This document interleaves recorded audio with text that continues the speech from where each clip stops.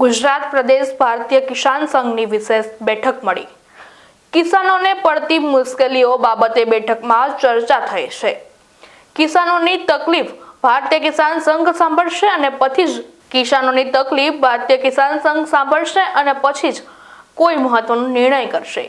ગુજરાતનો ખેડૂત આજે મુશ્કેલીમાં છે। પૂરતી વીજળી મળતી નથી, તે બાબતે સરકારે ગંભીર થવાની જરૂર છે। જો સરકાર કોઈ નિર્ણય નહીં લે તો આવનાર સમયમાં કિસાન સંઘ શક્તિ પ્રદર્શન કરશે અને તેમાં રાજ્યના 18,000 ગામડાઓમાંથી કિસાનો આવશે। આજે મળેલી બેઠકમાં આંદોલન અંગે નિર્ણય કરવામાં આવશે। સરકારની સહાય અને અન્ય મુદ્દાઓ ઝડપથી ઉકેલવા ભારતીય કિસાન સંઘની અપીલ છે। સરકાર પડતર માંગણીઓનો ઉકેલ નહીં લાવે તો કિસાનો આક્રમક આંદોલન કરશે। રાજ્યના ખેડૂતોને ના છૂટકે ખેતર છોડી ગાંધીનગર આવવું પડશે। રામ ભવનની અંદર ભારતીય કિસાન સંઘ ગુજરાત પ્રદેશની કારોબારી મળી છે। એમની અંદર જિલ્લાના પ્રમુખ મંત્રી અને કોષાધ્યક્ષ, તાલુકાના પ્રમુખ મંત્રી અને કોષાધ્યક્ષ આ સહિત મળી અને લગભગ ગુજરાતની અંદરથી મુખ્ય કાર્યકર્તાઓની 500ની સંખ્યાની અંદર આજે આ કારોબારી મળી છે।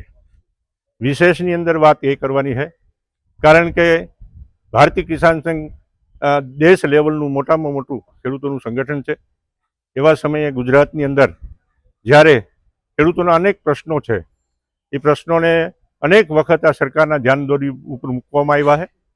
ખેડૂતોના પ્રશ્નો, પાણીનો પ્રશ્ન હોય, કેનાલનો પ્રશ્ન હોય, વીજળીનો પ્રશ્ન હોય, વીજળીના થાંભલાનો પ્રશ્ન હોય, ટેકાના ભાવે મગફળીની ખરીદી હોય કે પછી ખાતરનો મુદ્દો હોય, આવા અનેક મુદ્દાઓની અનેક વખત રજૂઆત કરવા છતાં પણ સરકારે કોઈ ધ્યાન દીધું નથી।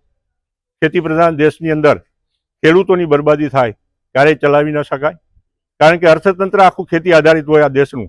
એવા સમયે ખેડૂતો હેરાન થાય તો આપ મીડિયાના માધ્યમથી આપ ખૂબ જોઈ શકો છો કે ખાતર માટે લાઈન ઊભી કરવી પડે છે, ખેડૂતોને સહાય લેવી હોય તો લાઈનમાં ઊભું રહેવું પડે।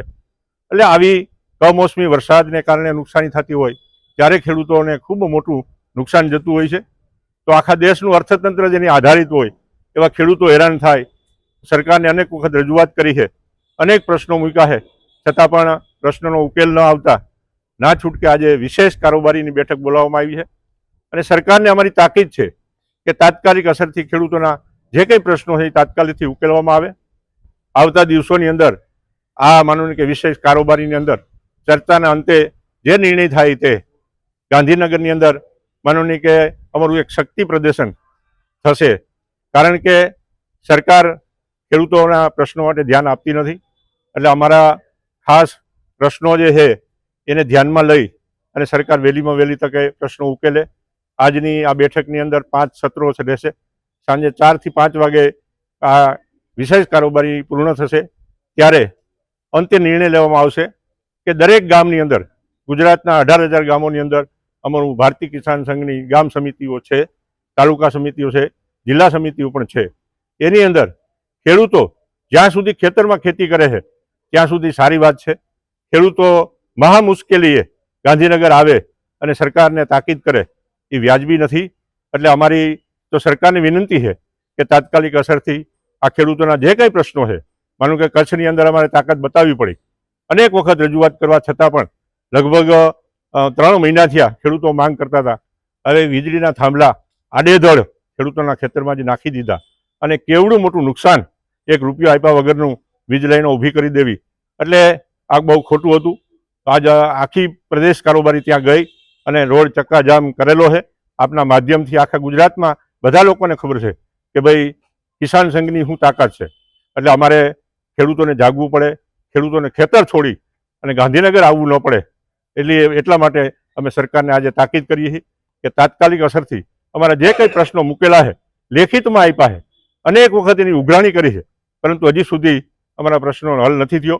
એટલે અમારી માગણી છે કે તાત્કાલિક અસરથી અમારા પ્રશ્નો હલ થાય એવી માગણી અમારી છે।